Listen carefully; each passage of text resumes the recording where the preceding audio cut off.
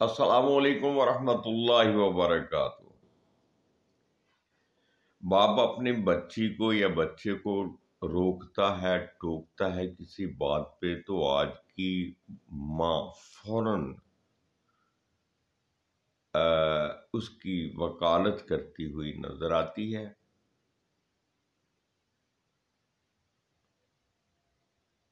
اور وہ باپ کو خاموش کرا دیتی ہے۔ لیکن کچھ سر پھرے باپ بھی ہوتے ہیں، بس پھر گھر میں ایک احرام مچ جاتا ہے۔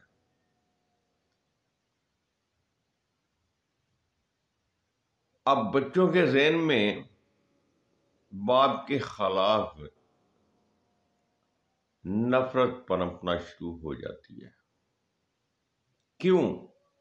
کہ والدہ اپنے بچوں کی سائڈ لے رہی ہے، اور باپ ان کو کسی بری بات پر یا ان کی کسی بری کام پر روکتا ٹوکتا ہے، اور ماں ان کو فیور دیتی ہے۔ تو یہی ایک ایسی بات ہے جو گھر میں بگاڑ پیدا کر دیتی ہے۔ یہ آغاز ہوتا ہے ہمارے گھر میں بے برکتی کا۔ ہونا تو یہ چاہیے کہ باپ نے اگر غلط بھی ٹوک دیا ہے تو وقتی طور پہ ماں کو بولنا نہیں چاہیے، یا اس بچے اور بچی کی والدہ کو جو ہے نا اپنے شوہر کا ساتھ دیتے ہوئے بچوں کو ڈانٹنا چاہیے، اور بعد میں اپنے سرتاج کو سمجھانا چاہیے کہ بچے ہیں تو ان کے ساتھ ہمیں یہ رویہ نہیں رکھنا چاہیے۔ لیکن ایسا نہیں ہو رہا۔ کیوں؟ نئی جنریشن ہے جی۔ یہ نئی جنریشن ہے کیا چیز؟ جی ہاں، یہ نئی جنریشن وہ چیز ہے جس نے قرآن کو کھول کے نہیں دیکھا،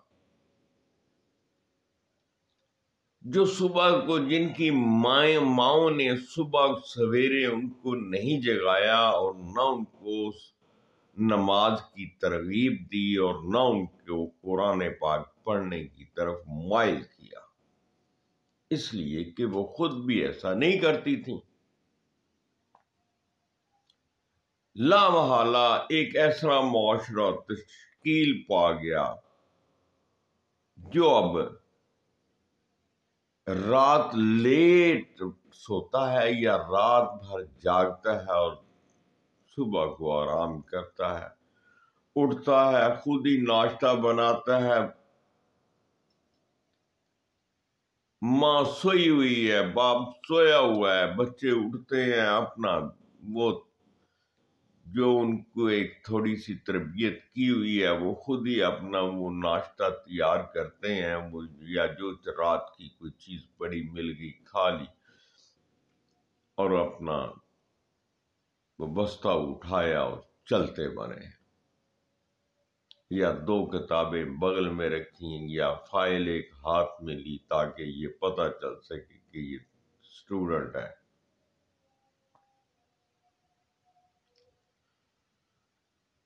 پھر کچھ گھرانوں میں ایسا بھی ہوتا ہے کہ وہ بچے تیار تیر ہو کے جناب اپنے بھائی کو، بڑا بھائی جو ہے وہ اس کی ڈیوٹی لگی ہوئی ہے کہ وہ ان کو چھوڑنے جائے گا اور لینے جائے گا،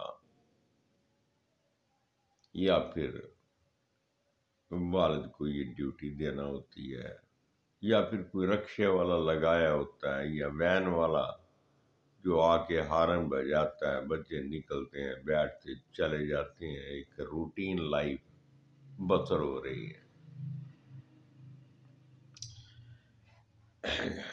یہ وہ پود ہے، یہ وہ نسل نو ہے جس کو اخلاقیات سکھانے کی ضرورت ہے۔ یہ جو جنریشن ہے اس کو دین کی سوجھ بوجھ بتانے کے لیے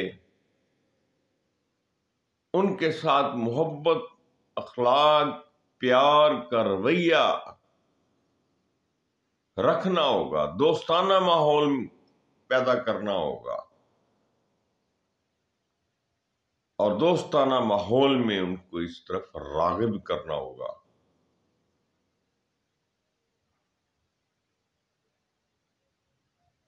ہم بہت دور نکل گئے،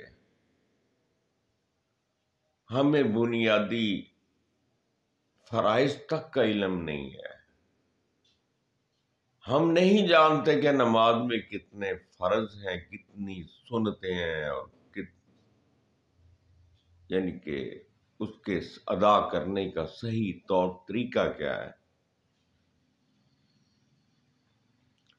کل ہی کی بات ہے، میں مسجد میں نماز ادا کرنے کے لیے جب جا رہا تھا تو جماعت کھڑی ہو چکی تھی، اور نماز کا میرے ساتھ ہی ایک اور بچہ، یعنی کہ جوان، وہ بھی نماز پڑھنے کے لیے مسجد میں داخل ہوا تھا۔ اس نے جب دیکھا کہ جماعت جو ہے وہ رکوع میں جا چکی ہے، تو وہ بھاگ آیا، اور ساتھ ہی وہ رکوع میں چلا گیا۔ قیام اس نے کیا ہی نہیں، حالانکہ اس کو سب سے پہلے جو ہے تکبیر تحریمہ کہنے کے بعد ہاتھ باندھنے چاہیے تھے سینے پہ، اور یہ قیام تھا، اور اس کے بعد رکوع ہے۔ لیکن وہ آیا اور اس نے قیام کی حالت میں وہ گیا ہی نہیں ہے، بس اس نے جو ہے نا نیت کی ہے، اللہ اکبر کہا اور سیدھا رکوع میں چلا گیا۔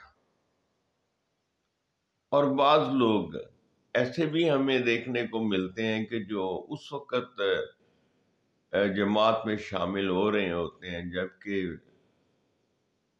جماعت جو ہے وہ سجدہ کی حالت میں ہوتی ہے، تو وہ لوگ انتظار کرتے ہیں کہ کب یہ رکعت مکمل ہو تو ہم ان کے ساتھ شامل ہوں۔ حالانکہ ہونا یہ چاہیے کہ نماز جس حالت میں بھی ہے، جس سٹیج پہ بھی ہے، جس جگہ پہ بھی ہے، اس وقت اسی دم اس کے ساتھ شامل ہو جاؤ۔ رکوع میں ہے تو رکوع میں شامل ہو جاؤ، سجدے میں ہے تو سجدے میں چلے جاؤ۔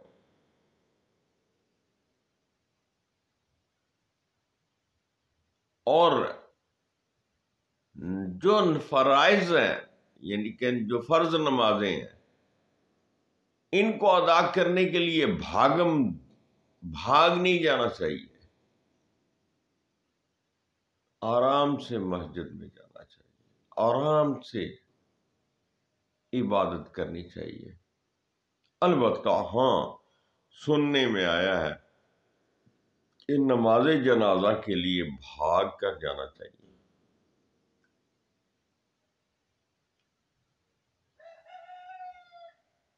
اور وہ لوگ بھی مجھے عجیب لگتے ہیں جو اللہ کے گھر میں جا کے لوگوں سے مانگتے ہیں، اور وہ نماز صرف فرض ادا کرتے ہیں اور باہر گیٹ پہ آگے کھڑے ہو جاتے ہیں یا بیٹھ جاتے ہیں کہ اب لوگ جو بھی نمازی اندر سے باہر نکلے گا وہ 10 15 20 روپے مجھے دے جائے گا۔ پھر وہ یہ کرتے ہیں کہ اپنی جھولی خود ہی اٹھاتے ہیں اور اس میں اپنی ہی جیب میں سے 10 15 20 25 30 روپے جو ہے نا 2 4 نوٹ نکال کے وہ جھولی میں رکھ لیتے ہیں، تاکہ اندر سے آنے والا یہ سمجھے کہ پہلے اس کو کوئی دے گیا ہے، اور دیکھا دیکھی لوگ دیں۔ انا للہ و انا الیہ راجعون، یہ ہے ہمارے آج کل کا ماحول اور ہمارے معاشرہ کی حالت۔